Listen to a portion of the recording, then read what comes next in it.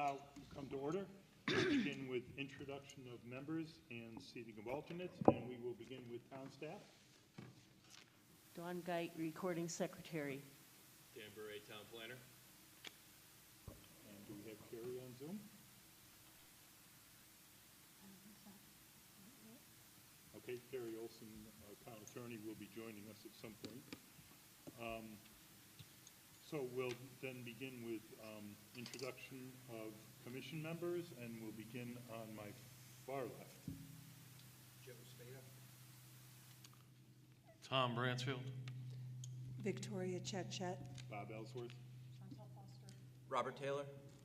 Jen Talone. Carolyn Freeman.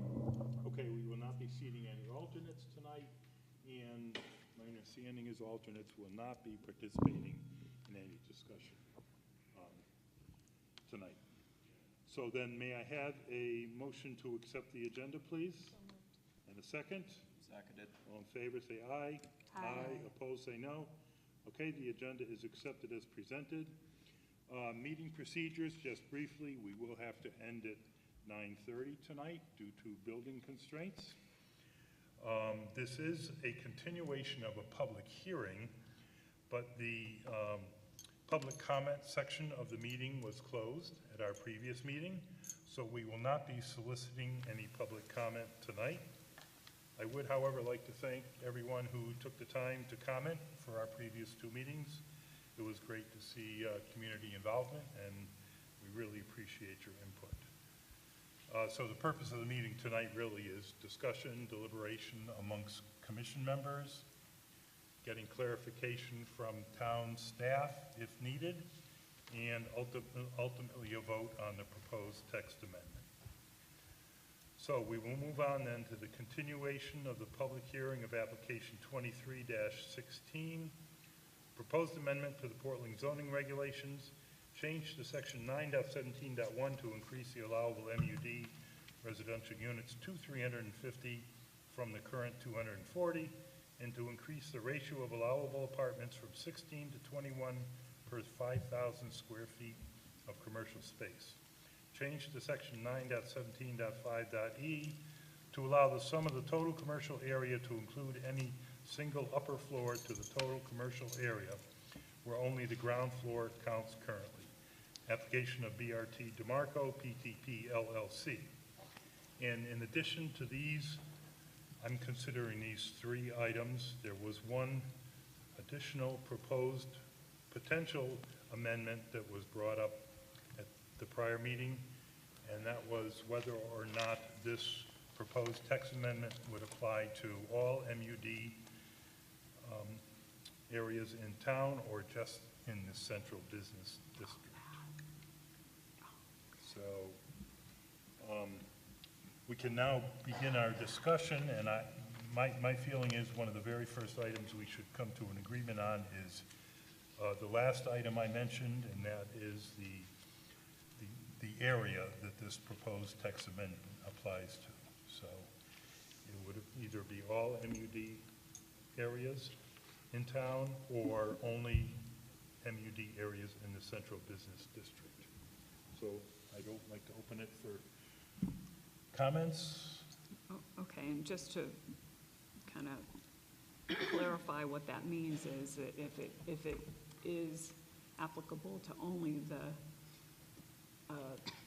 TCV area, then we're basically only talking about this property, correct? So my understanding is that in the central business district, they're referring to the B3 zone.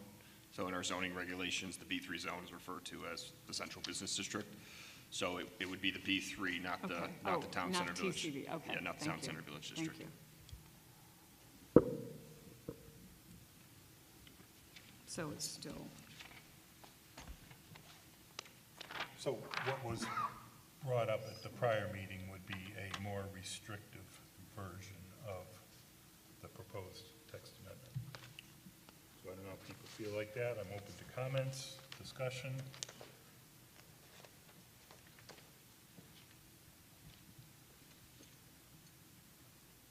Well, my initial reaction is to to not restrict it to the B3 and try and keep our regulations as consistent through town as we can, without further complicating things by going district to district.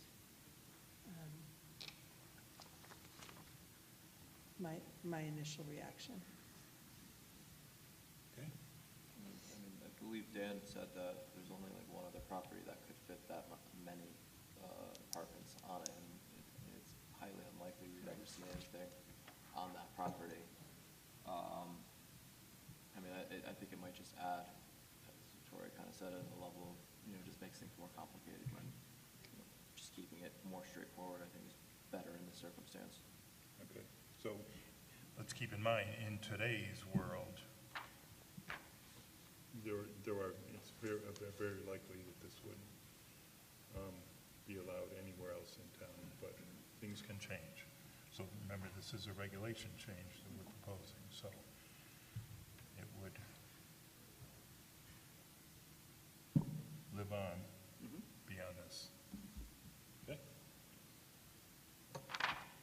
Any other questions? So I've got two votes, if you will, for making it less restrictive. In other words, this would, if approved, this would affect all MUD environments in town. Right, we would not be making a further change. Right. Right, okay, yes. Okay, can we proceed under that assumption then? You can proceed under the assumption that I would be against that, yes. I don't know who else is, but, yeah. You mean including the restriction for B3? That I wouldn't, that I wouldn't further complicate things. I would try and leave things as uniform throughout town as possible. So I think we're saying exclude the restriction to B3. Yes. I believe that's what you're That saying. is, yes, yes. And I believe that's, Rob, what you... Yeah. Sorry. Okay, so,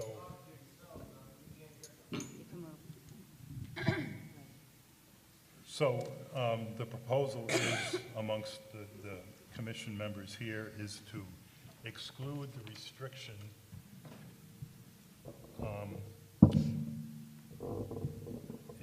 restricting this just to the B3 environment. Can you hear him? Okay. Can you move down? Maybe move up? Gentlemen, we'll try. Could you move forward? If you can't hear, would you like to move forward so it might be a little easier for you? All right, well, we'll do our best so that you can hear, but I think you need to meet us halfway. All right, sir, that's enough. We're moving on. If we go any louder, we get the ringing feedback, so this is... Yeah, so if you cannot hear from where you're sitting, please move forward. Thank you. So what we're saying then is that we will not include the proposed revision that was brought up at our last meeting last week. And that was to restrict this proposed change to the B3 environment only. So we will not be including that in our discussions. Okay, then we will move on then. So my thought was there are 3 remaining points that are included in the proposal. And it's my understanding that we have basically 3 options when it comes to these 3 proposals. The first would be to approve the application as presented. The second would be to deny the application as presented. And the third option would be to approve one or more than one of the 3 components of the proposed amendment. So my suggestion, and I'm open for deliberation on this, is to begin our discussions and go one at a time for each of these components. So just to remind people, the first one is to increase the allowable residential units to 350 from the current 240. That's the first one. Second one is to increase the ratio of allowable apartments from 16 to 21 per 5,000 square feet of commercial space. And the third one is to allow the sum of commercial space on a second floor in the total commercial area calculation regarding, this is regarding building height. So Is it second floor or third, is it second floor or third floor? It's any upper story. Any upper story. okay, Yes. thank you. Any single, Any other thing, any other than the ground floor. Anything other than ground floor? Yep. Yep. Can we do that one first, instead of going? Yep, as long as people are in agreement that it would be okay to discuss them one at a time. I think that's, okay. Okay. Let's start then with the third one that we listed, and that's including any single upper floor to the total commercial area where only the ground floor counts currently. Thoughts on that? We're basically relaxing the total commercial area consideration in a building. You're looking at me. to anyone. I think that that's fine, as far as I'm concerned. Having commercial space on a floor other than the ground floor counting as commercial space is perfectly acceptable to me. Agreed. Okay? I tend to agree with that. I visit a lot of buildings where the commercial space is not on the ground floor. Any commission members who are against including this? No, I'm in favor of it. Okay? I don't want to interrupt you, sorry. Carrie Olson is on Zoom. Dylan, could you unmute her? She says she can't unmute herself.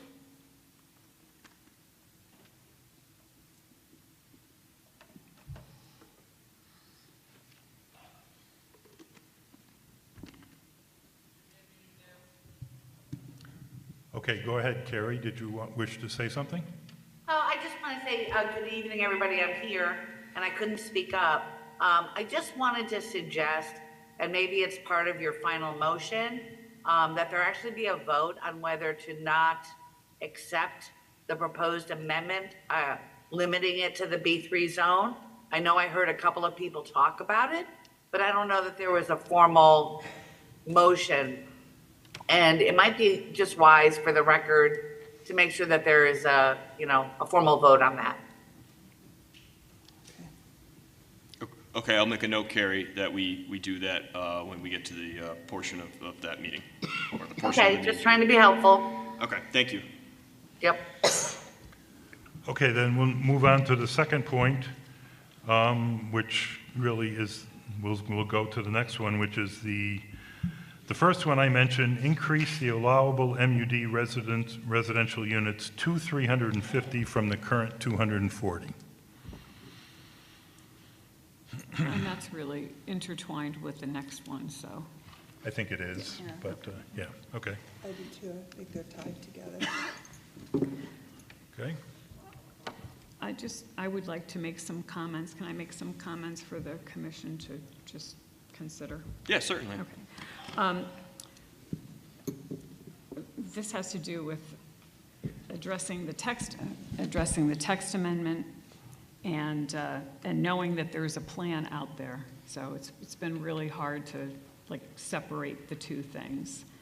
And I just want to say that we're kind of stuck between a rock and a hard place, I think, but because we can't really talk about the plan that there is to approve without approving the text amendment for 350 apartments. So it makes it a little tricky. I want to mention that this commission has granted all requested waivers, both in 2020 and again in 2022. and the town has granted incentives to keep this project moving. Listening to all of the people weigh in with their pros and cons, one could argue that given the trajectory of the other waivers granted for shifting the commercial construction much later in the project, there's a question in my mind as to what kind of an effort was made to pursue commercial for this site. And I say that with all respect. I don't really know. But if I look at, again, the trajectory of what's happened, there is a question in my mind as to whether, there was a really good effort made to put more commercial in here. And in listening to the comments from the various people during the public hearing, I heard a couple people use the word compromise. And I don't know what could work in the situation that we're in, but that's something that I would like to see. What I'm seeing in this plan, and again, if we're not supposed to talk about the plan, then you have to stop me. But what I'm seeing in this plan is we're basically filling a commercial space because we can't get commercial, retailers in there, and we're just taking an exact copy of what we have over here and plunking it down over here and saying, well, this is what we have to do.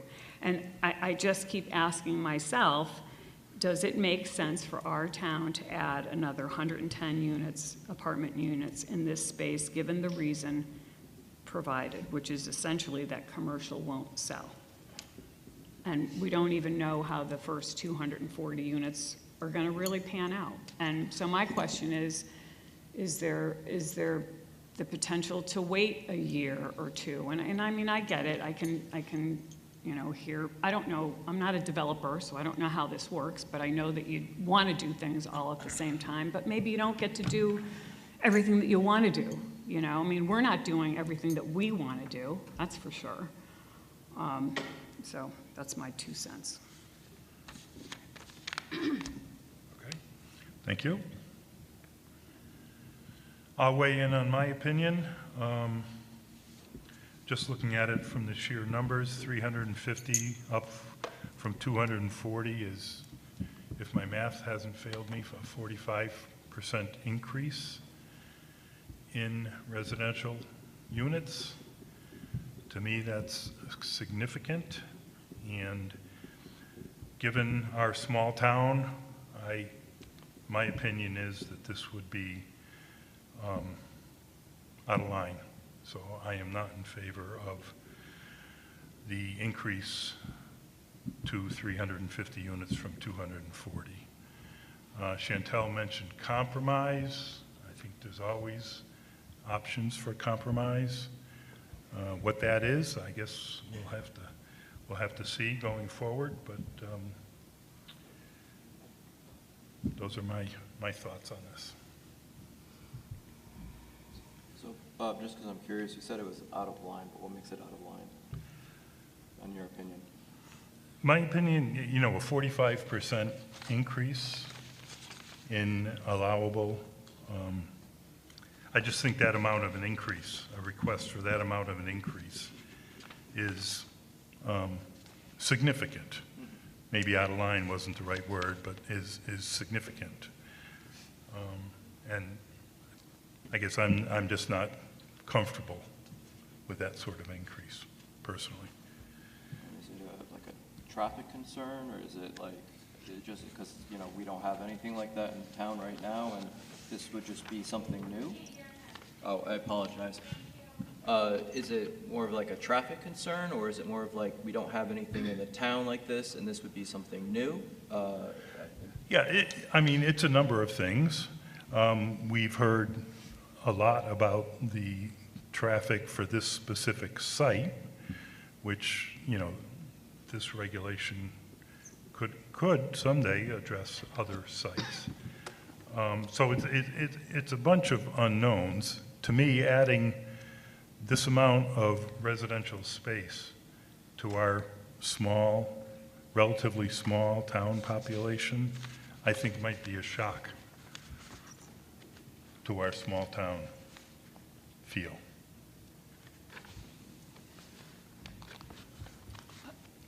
I have another comment about how this relates to the plan as well. Of course, it just escaped my brain, but when it comes back, I'll mention it. Okay, while Chantel searches the memory banks, other comments?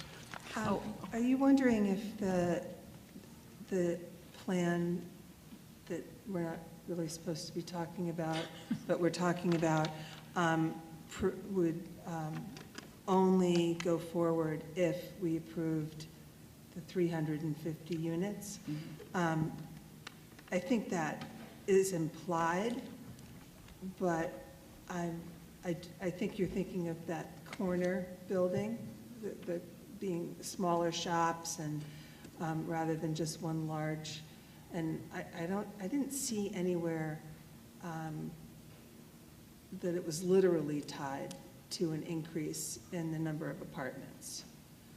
It's part of the plan. Right. But I don't know if the whole plan is going to be thrown away, because, I mean, we have no way of knowing Right. how tied together this is to that. And because we can't really discuss that, I don't think we can really consider the impact that our decision today will have on whether or not that plan is built. Because we just have there's no data to support really an opinion. So I think we have to be kind of independent of that plan, because if we say yay or nay, he might come back with, another option Well, if we say no. clearly it will be and- something else, right? Or will it could be the something else. same thing and just, we just don't know. There's no way of knowing, so. So, Dan, this might be a question for Carrie or yourself. Let's say we approve this and we got the application in. What would be our options in that circumstance of saying, we don't want the full plan as they kind of intend on proposing it? Is that something is this going to be we kind of have to approve it as a matter, as a right? Or will we have some discretion in what happens next? Well, I guess I would just, Carrie, do you want to weigh in this? I'm hesitant on which direction I should go without getting too deep into non-text amendment subject. Thank you for unmuting me. So if I understand the question, there's a concern about what the impact of approving these text amendments will be on your ability to control the special permit application that's also pending. Is that correct? Yes. Okay. So again, two different things. Clearly, if the proposal meets requirements of your regulations, you're supposed to approve it. However, in a special permit context, the law recognizes that special conditions and other types of modifications may be appropriate for some uses, such as this, which is why it's a special permit. So the bottom line is, if you don't approve the text amendments, based on my review of the application for the special permit, you can't approve that because it's for 340 apartments, right? And so if you haven't increased the number of apartments that are allowed, then they can't meet the regulations. So that's simple. If you agree to the text amendment, you still have the right to look at their modified plan, and within the terms of your regulations, to request specific conditions and modifications to that plan. So it's not out of your hands per se. You would still have an opportunity to discuss what that special permit should be. And maybe I'm hearing, what the commission members' thoughts are. Maybe, maybe the correct text amendment is the number of apartments is up to, so that you can work with the developer to come up with a quote compromise. I don't know if that's possible. I think, we heard Mr. Bertram say that, it's a financial thing, so I don't know if that will work. But if the amendment is up to that number of apartments, it does leave open the discussion of something less than that. And so, it's just a thought. But again, that is definitely a separate application, and you do, within your special permit criteria, have the opportunity to put conditions on it, work with the developer to modify it. And again, but at the end of the day, if it completely meets all of your regulations, including any reasonable conditions, then you're supposed to approve it. And that would be for the 2317, not this text amendment that we're voting on this evening, or talking about this evening. I don't know the 2317, I'm not sure what you're referring to, I apologize. It is. That's the special That's the permit. special permit. Oh, okay, I'm sorry, I don't remember numbers, that well. So what I'm saying is, first step is, are you gonna accept these text amendments, as provided? And there is authority out there that you can modify what's being asked of you in a text amendment as long as it's less than, not more than, what's been requested. So there is some authority to allow that to happen, which is why I did not object to their modification to limit it to the B3 zone, because it's more restrictive, not broader. Right. And so the whole point of the application and the public hearing and the notice is to give people notice of what the possible outcome could be. The assumption being if they're concerned, they'll show up, and anything less than that, they've effectively had notice of. Anything more than that, and it's a new application, you have to start over. So first step is deciding the text amendments and what you want to do with that. And then once the text amendments are voted on, if you approve one or more of them, you set an effective date for them to apply. Right. And Mr. Bertram can then go forward with his special permit application, and he would have to commit to complying with the newly adopted regulations, because obviously the application was pending before the text amendment. So I know I'm kind of getting into the weeds. We can obviously deal with that a little bit later. But if you were to approve any of these text amendments, Mr. Bertram would have to waive his right to rely on the old regulations and agree to be bound by the new regulations as of the effective date. Then you go forward with the special permit application and you apply your special permit criteria. It's no longer your text amendment criteria, although in some ways they're aligned, in some ways they're not. But you look at it as you would any other special permit. And you put any of your normal conditions on it, and, so I hope that was responsive and not too, the only other thing I would just want to say, just because I have this opportunity, I know it was requested that I provide a memorandum regarding whether the text amendments constituted spot zoning, and I apologize, I am on trial, as you all know, pulling my hair out. So I have not had time to put stuff in writing, but I do want to just go on record as saying, I do not believe that this would ever constitute spot zoning. Spot zoning is a situation where you take a very small piece of land and you rezone it in a way that's really not consistent with your plan of conservation and development. So for example, if you were in your residential zone and somebody came to you with a 1 acre parcel and wanted you to zone it industrial, that could arguably be spot zoning.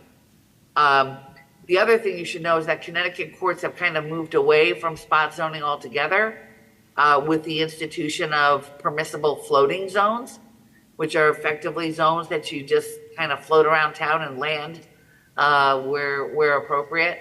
So I do not believe that a court would find that the proposed text amendments would constitute spot zoning because they apply to the entire, well, the entire MUD, right? Since you've rejected the B3, it's the entire MUD. So, I do not have concerns about that at this time. I hope I was helpful. Yes, it was. Thank you. You're welcome.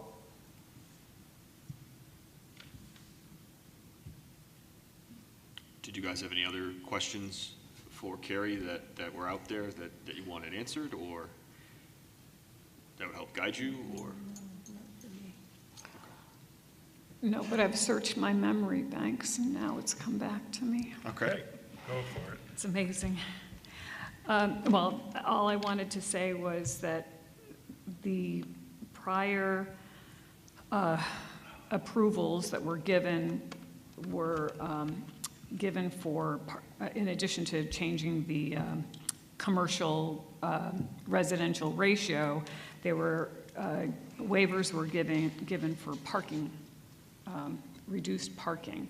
And this is an area, I think, that we're also kind of taking a little bit of a, we're making an optimistic call on reducing the parking, because as much as I don't like to see parking lots, I certainly understand that if there isn't adequate parking in a facility, it causes all kinds of problems. So that's just another thing that I want to mention that goes along with the site plan that we need to be mindful of, so.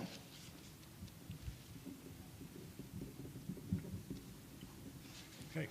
Other thoughts, comments regarding the proposed increase to 350 from 240?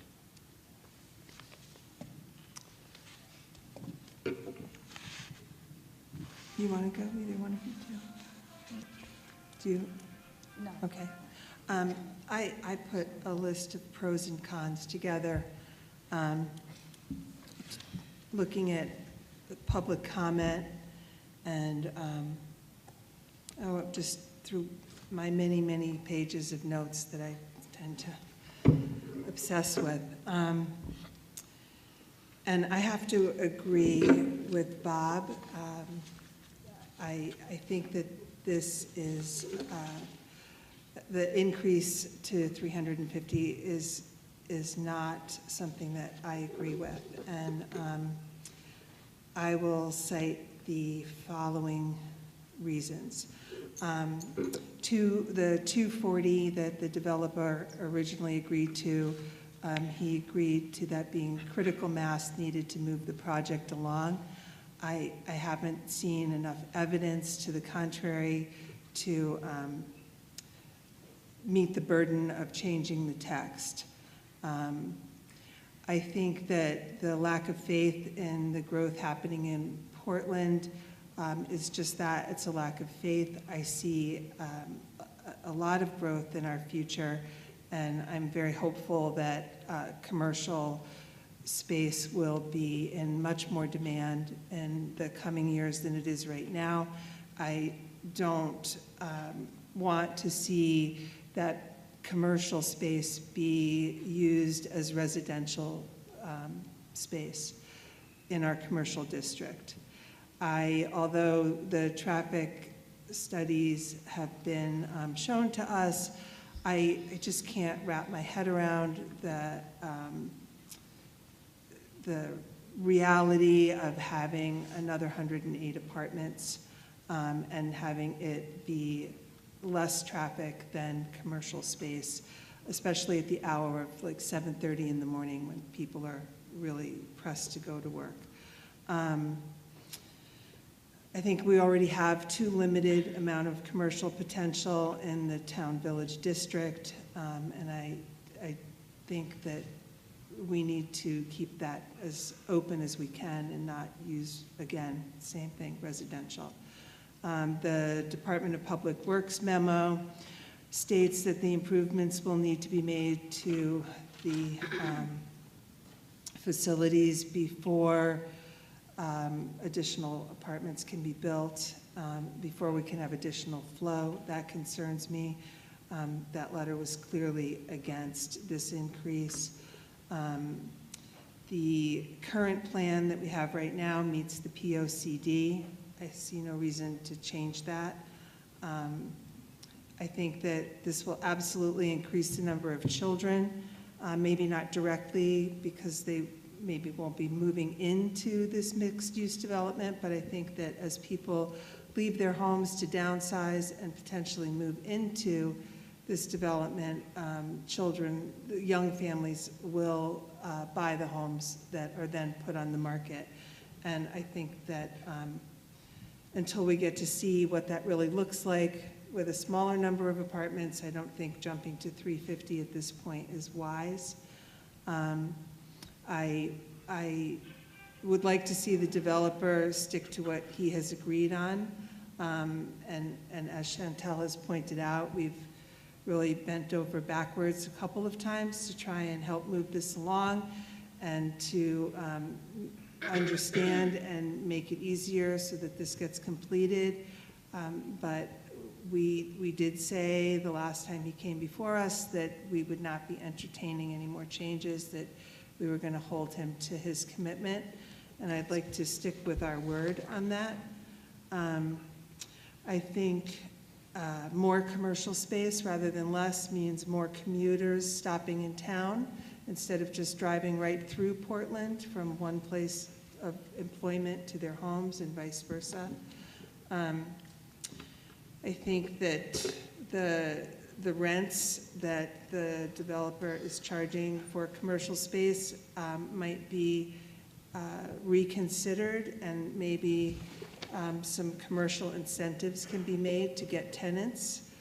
I don't care for the fact that the further delay of historical renovations could occur. I think that I'd like to see the historical buildings at least have the exterior renovations completed before I would even consider more apartments. And I have to respect the legal teams and the urban planners who carefully constructed this plan when it was originally put forth. And I don't feel that I have enough knowledge and information to make any changes to that. So lastly, the developer is seeking relief from requirements due to current economic conditions beyond his control. And I don't think that the burden has been met to change text. I'm not convinced it's necessary. So I will vote no for those reasons. Thank you. Other comments regarding the 350 up from 240? I just want to point out that the issue with the traffic, we heard an opinion from an engineer who specializes in that. We didn't really hear any opinions from any other engineers to say that he was wrong. We don't really have any reason to say that he is wrong because of that. I know everyone has their own experiences with that area and driving, but he's a licensed professional who does this for a living, so we have to kind of take his word for it unless somebody else wants to come forward with an engineer to say he's wrong. Okay, point taken. But I mean, I think at least what's coming next, I think for the special permit modification is, I think, good for the town. I don't want to see a bunch of commercial buildings get built and then sit empty. That doesn't help anybody. It brings nothing to the town other than vacant space. And on a project this big, there's going to be changes, and sometimes changes aren't going to be what everybody wants, and I get that. But adding more people downtown will also make things a little bit livelier. It'll, add some actual money into the local restaurants, the bars down there. People wouldn't have to drive in order to go to visit those places. They could walk across the street. So I see how everyone doesn't want more people there, but I see this as, I don't know, it possibly is a good thing in a way. So. My take on that is that it's possible that it could be a good thing, but we don't know how 240 is going to work out. That's really that's my hope. It's going to change. 240 is going to change the way, the downtown area feels. Anything we put in there of that size is going to change the way it's going to feel. That's a matter of fact. So, it's going to feel awkward at first for everybody who's grew up in its town, who's used to that area just being dead, being an overgrown elm crest of, nothing. That's essentially what I grew up with, was driving by that every day, seeing an overgrown forest. So anything that's going to get put in there, whether it been a big Stop and Shop or if it was, 240 apartments or 350, it's going to be different. That's a fact. And we're going to have to get used to that as a town. Whatever project goes in, whether it's the current plans or the one they want to change it to. I don't think I haven't heard anybody say that they don't want change in this discussion tonight. I think that we've already approved modifications to this that have significantly changed the plan from the original plan, and I think that they were necessary, and we did what we did, and I don't think any of us expect there to not be change, and I don't think, certainly I welcome change downtown. I think that it's fantastic that that's being developed. It's just the other concerns that I listed that give me pause to go from 240 to 350 at this point in time. And my thing is that it just seems to be backfilling. We can't get the commercial, okay, here we have this building, we can put that right there. That's really the thing that makes it kind of tough. And, my thoughts about adding feet to the street. The chairman of the Economic Development Commission, I know, spoke in favor of the 350 apartments, saying, more people, more better. But my feeling is adding however many people 240 apartments will provide, adds a substantial increase in the number of the amount of feet on the street that will, in my mind, support not only our existing businesses in town, but also, I would think, would encourage other commercial ventures to look into Brainerd Place. That's, 240 residents is a fair amount of people, an increase in a fair amount of people, so. The one thing that I don't think we ever really looked into either, though, is like how much vacant space is in Middletown when it comes to commercial space. Washington Street expanded a lot over the last year or two, and we never really did a comparison or asked for a comparison and analysis of what's commercially available in Middletown, because they would be a direct competitor to us if we throw in commercial space right there. Why would someone build in Portland when they can build out in Middletown for either a comparable price or, at least at minimum have more traffic going by on a daily basis? So. I'd like to answer that with just, I think that Middletown is a destination. People go there specifically, unless you live there, but we're talking about people being attracted to an area, and they're attracted to Middletown in large part because of the restaurants. and it is off the beaten path. Middletown is off of Route 9, and you go there as a destination. Portland has an enormous amount of commuter traffic that travels through. And we are actually a more direct stop for more traffic than Middletown is. And so if I were going to open a business and I wanted 22,000 commuter cars to drive by my business every day, I wouldn't put my business in Middletown. I would put my business in Portland because all of those cars are going to go by. And that opportunity is unique to us.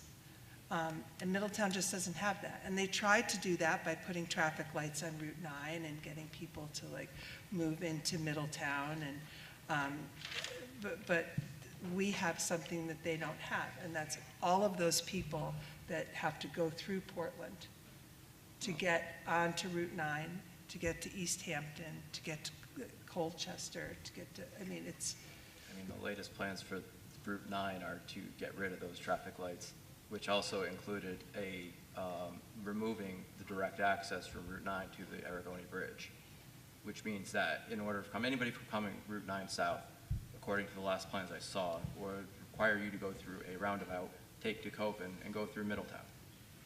So the direct access would be going through Route 9 south, and that would be the only way to get off of Route 9 directly onto the Aragoni Bridge. So by the time this project would be finishing, Route 9 would be starting to change, and that could change the entire traffic flow into Portland once that project is done. it's And still when we're the only talking about- place over the river. It's the only place to go over the river unless you go, I mean, Then you you have still have to Glastonbury. cross the river on the bridge. So I'm just being the devil's advocate about why would you stop in Portland when you have Middletown? I think that's, right now, that's why. So, and if traffic goes through Middletown, then it kind of puts them on even footing with us. If the same people have to go through Middletown that go through Portland. That's if you live on this side of the river, though. So if you don't live on this side of the river, then why would people come over here? Middletown has plenty of other amenities. So it's if you don't live over here, you don't usually come over here. I don't know, I And think we have a lot of so- great things that Middletown doesn't have. I mean, I don't disagree with you on that, but Yeah. what I'm saying, though, is that from when we're looking at like this type of change, of saying, okay, the developer had a professional opinion saying that Portland's difficult to find commercial tenants. Well, that's nothing to scoff at, because that's their job, is to find that. If they're struggling to find people who want to spend, a considerable amount of money to come into this town and lease space, then, that's kind of something we do need to consider. Even though I do recall a couple comments saying that their lease rates were relatively high. I wish we got a little bit input from Dan on that one. Fortunately, we didn't. Can I interject something about that? There it goes again.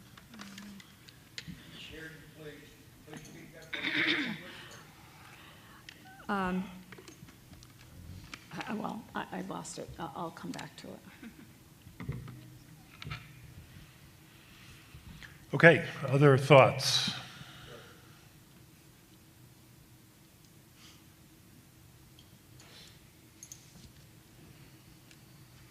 Okay, we can come back to when you, Yes, I'll search the memory yeah, when it comes to you, we'll circle back.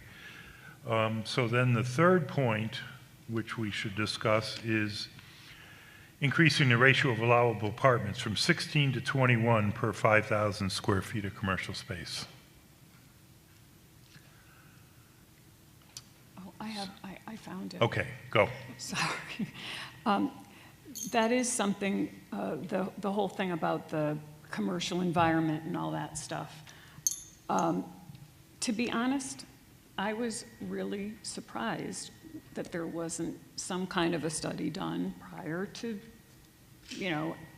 going into this endeavor. I mean, don't you think that that would be a typical thing as a developer, that you would check that kind of thing out? I mean, that just always seemed a little unusual to me.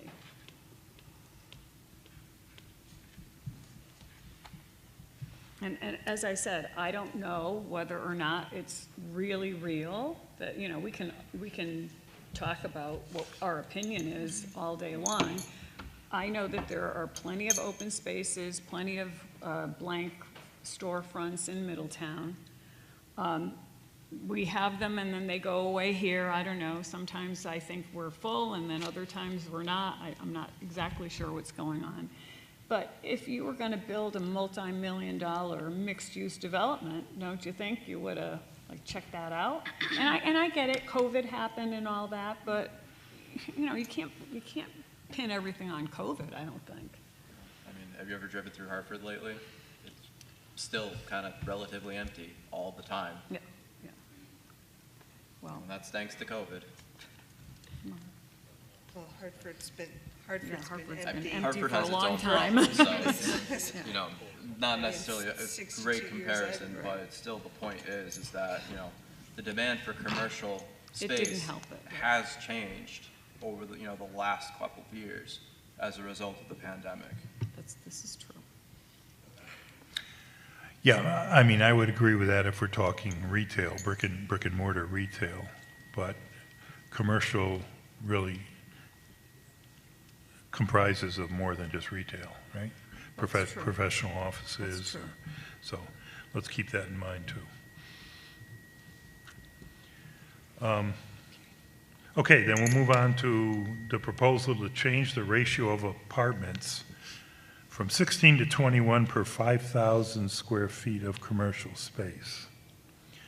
Now, let's remember, this 16 would be including the bonus apartments for historic preservation, restoration.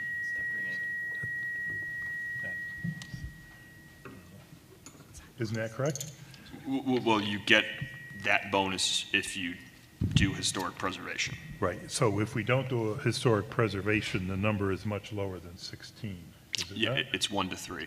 1 to 3. It's a maximum of 3, whereas it's a maximum of 16 right now. Right, okay.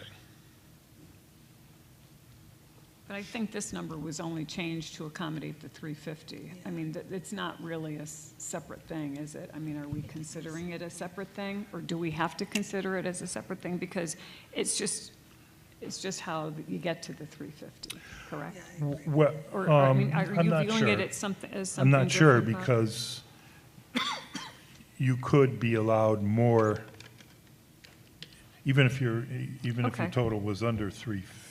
You're saying if it were a smaller. Yeah, if I it would look were at a it as smaller- two separate things, Okay, because you have more density with the higher unit to commercial ratio. Right, so that's a good way of putting it. It's increasing the density allowed per given amount of commercial space. okay. So again, in my opinion, with this proposal, we're tipping the scale more towards residential than commercial, More than it already is. more than it is in our current Yeah. regulations. So, again, for that reason, my feeling is I am against this proposal as well, just because of that reason. And, a mixed-use development, by definition, is a combination of mixed use, and how you balance that residential and commercial, is what's at question here. And my feeling is it should be a more equitable balance than what's being proposed.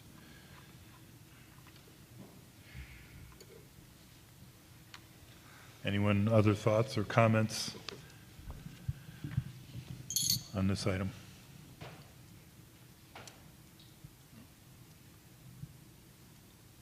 I agree with you. I concur. Okay, anyone else? All right, hearing none then, we'll have to decide how then we would proceed on a vote for this, well, we'd have to close the public hearing first. It's already closed. Public hearing's closed. Correct. Yeah, Correct. yes. Yes, thank you. So Carrie, hearing there's different opinions on different portions or proposals within the modification, should we go through this individually? I had originally constructed written motions, as is. I certainly could, amend those based on how each of those goes. I'm not sure what your recommendation would be. So if there are differing opinions on each of the text amendments that are being proposed, it would be wise to take them up separately, which would mean that, somebody makes a motion to approve, text amendment A, and you vote on that, and then somebody makes a motion to approve text amendment B, and you vote on that, and text amendment C. And when I say A, I mean you would describe the first proposal. So, it's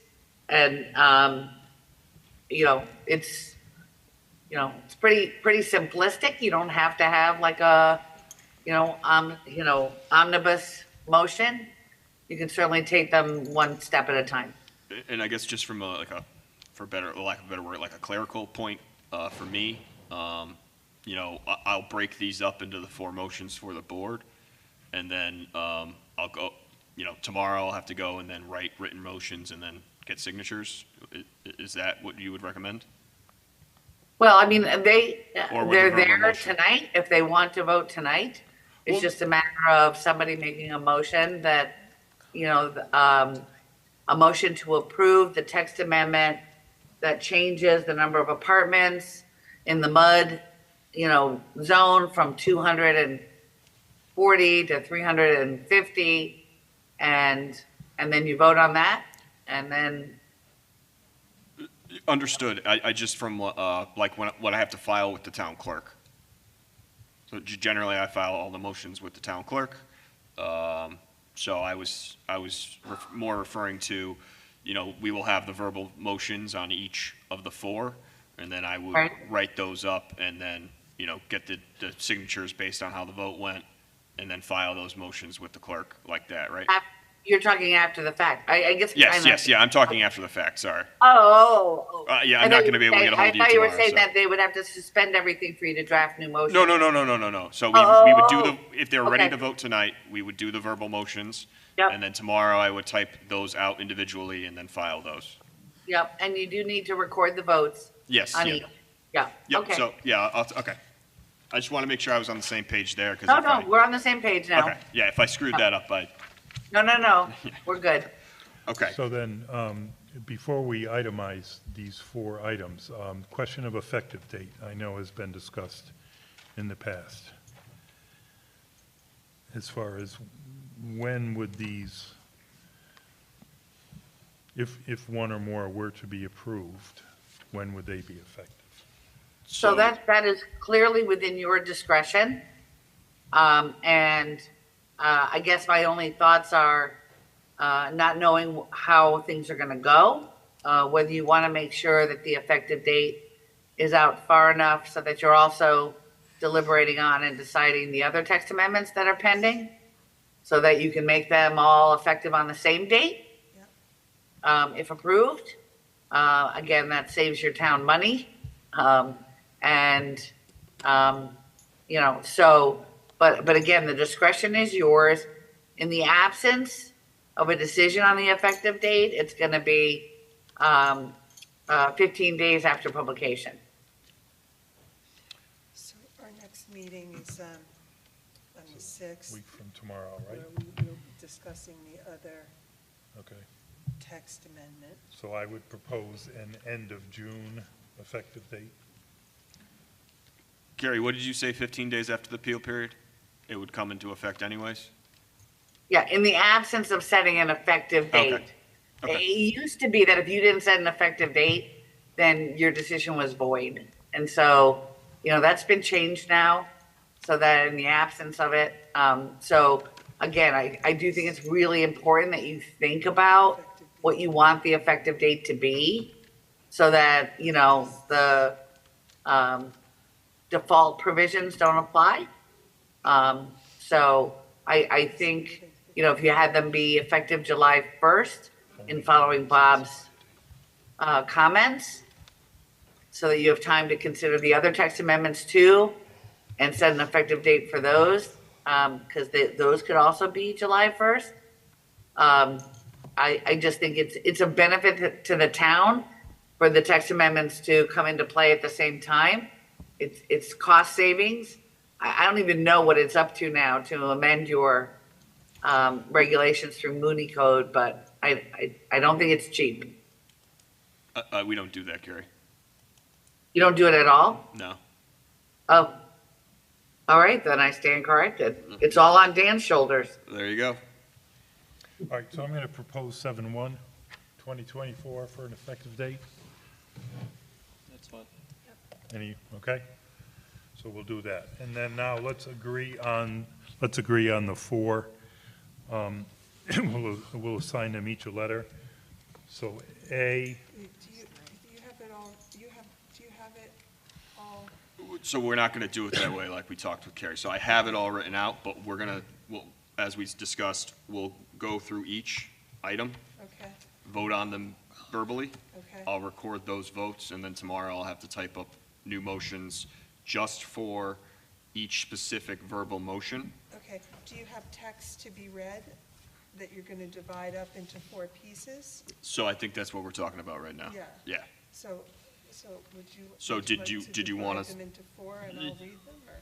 Well, so I think, yeah, we can certainly try it that way. So I think the first one, if I'm not remiss, was the modification that was proposed at the last meeting to restrict the potential text amendment changes to just the B3 zone. So is that A? that's A. We'll call that A.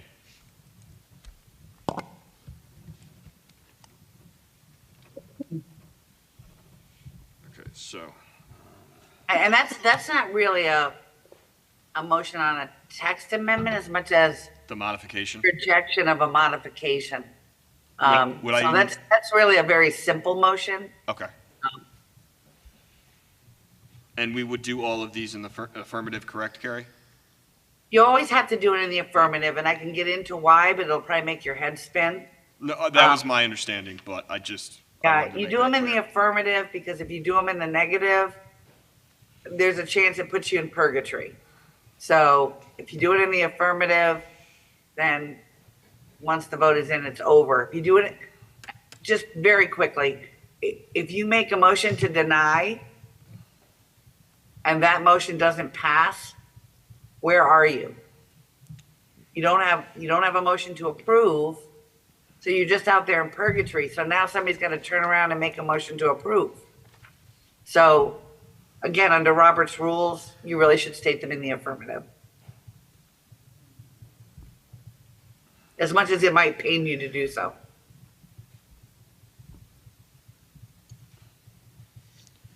Okay, so the first motion would be, and obviously, this is just, I'm not making a motion or anything, would be motion to approve proposed text amendment modification to restrict, proposed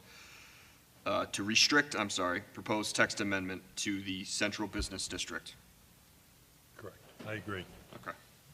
So we'll go through each one of these, and then do you guys want to vote, or do? Okay, yes, Okay. that's A. So that's A. All right, so B would be the increase from maximum of 240 units to 350 units so in the MUD. So just give me 1 second. Yep.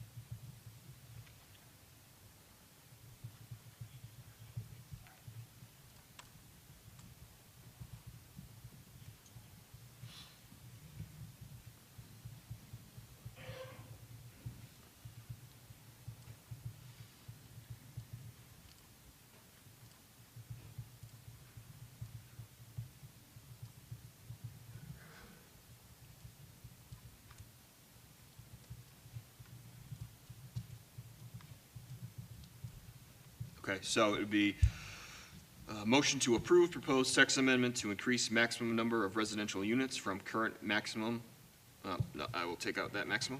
Maximum number of residential units from current, I don't like how that's written. Increase- From 240 let me- to, Increase number of residential units from current, let me do it this way. To approve proposed text amendment to increase, The allowable MUD residential units, Yeah, that's kind of, I'm just kind of copying it off of the. yeah, I should have done it that way. Yeah, It might be worthwhile, if you can hear me, Dan, Yep, to cite to the section. just cite the section. There's To two, cite, no, in addition, to cite to the section of the regulations being sought to be modified. okay, just so it's clear. Yeah, I think it might be a good idea. Okay, all right, so should I do that for each one? But it would be a motion to approve the modification of section blah, blah, blah to increase the number of allowable residential units from 240 to 350 in the MUD zone, or something to that effect. Okay, let me see if I can put Does this together. that make sense to everybody? yeah. Section.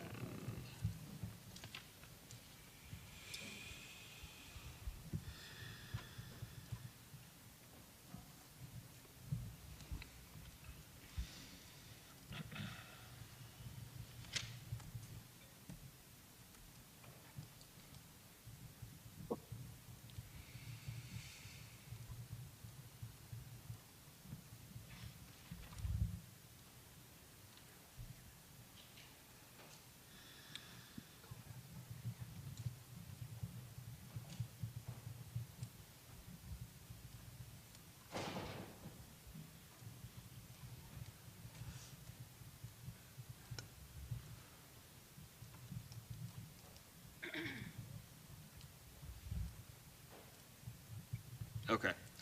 The motion to approve proposed modification to section 9.17.1 to increase number of allowable MUD residential units from the current 240 to 350. yep, that sounds good.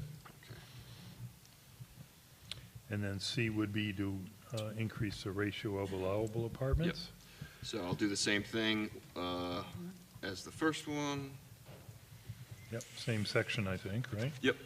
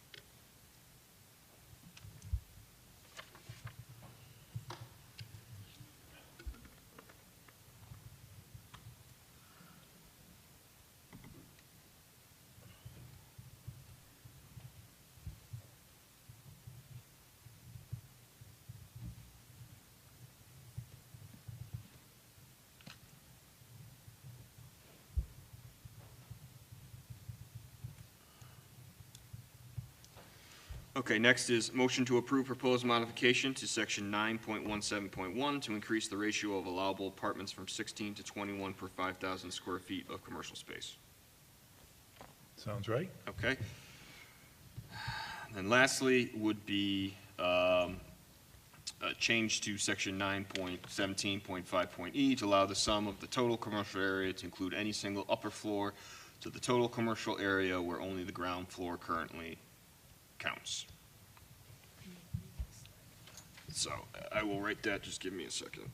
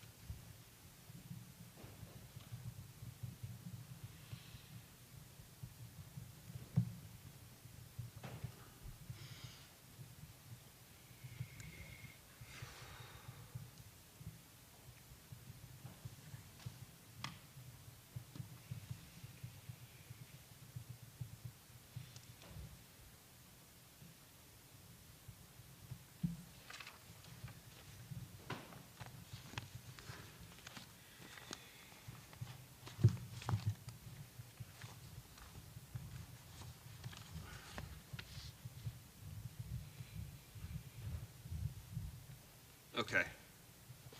So motion to approve proposed modification to section 9.17.5.e to allow some of the total commercial area to include any single upper floor to total commercial area where only the ground floor counts currently.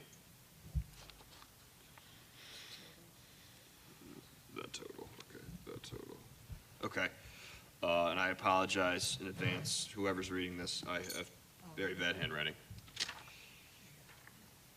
Okay, So- so, well, just to be clear, we'll have four separate votes on each one of these motions, okay?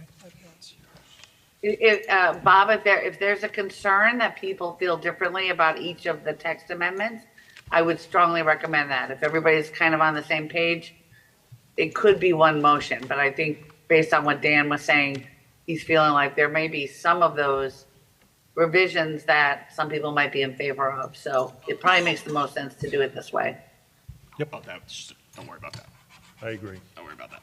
Yeah, that was my feeling, Carrie. It seemed like them all there out was separately. support for one of them potentially. Okay, proceed with item A, please. Motion to approve, this is, motion to approve proposed text amendment modification to restrict proposed text amendment to the central business district. Okay, may I have a second to the motion, please? Second. Okay, we will now vote. We'll begin with Victoria. I vote, so this is a positive, so. They're all positive, yes. Right, so I vote no. I'm sorry, who seconded? I did. Chantel. Okay, Victoria voted no. Chantel?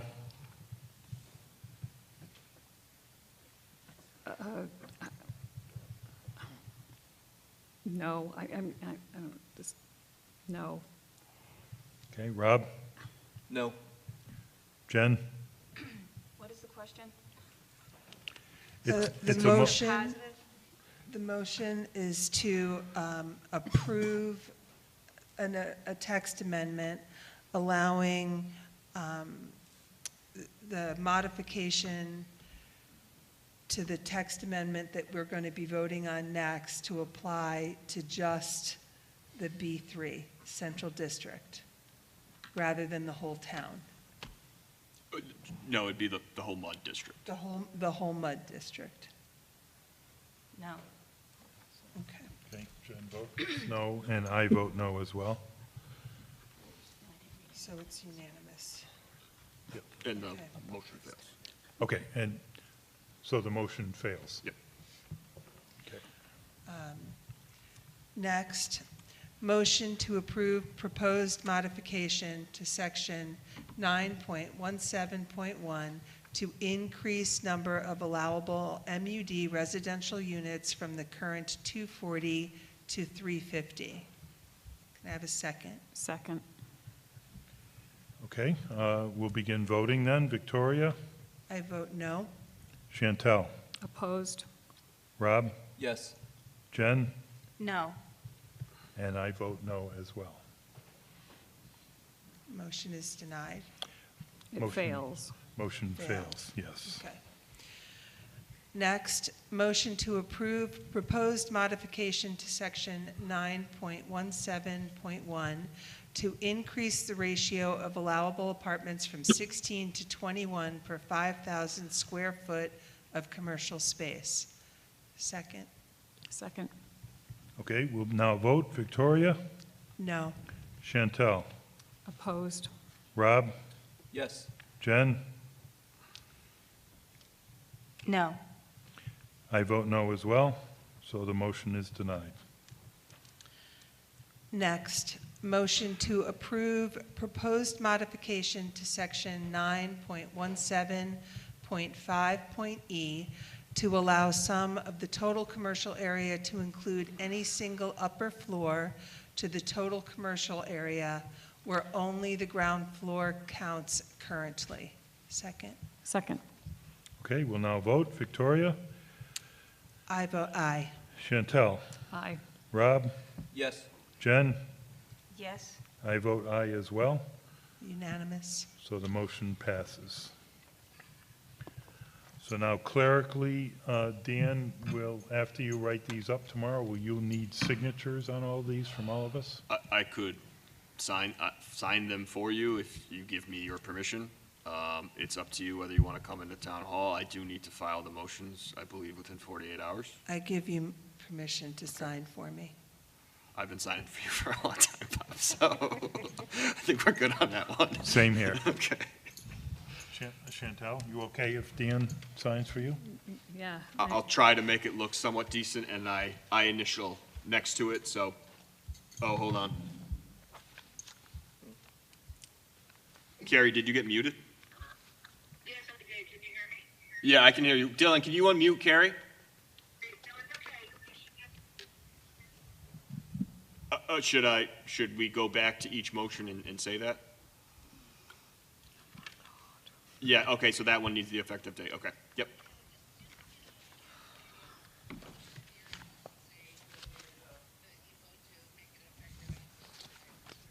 Sure. What was that? Thank you, I appreciate that, okay. Thanks. Okay, so just for clarity, for the record, since I took that phone call, that was from Carrie Olson, the town attorney. She had gotten muted for a second.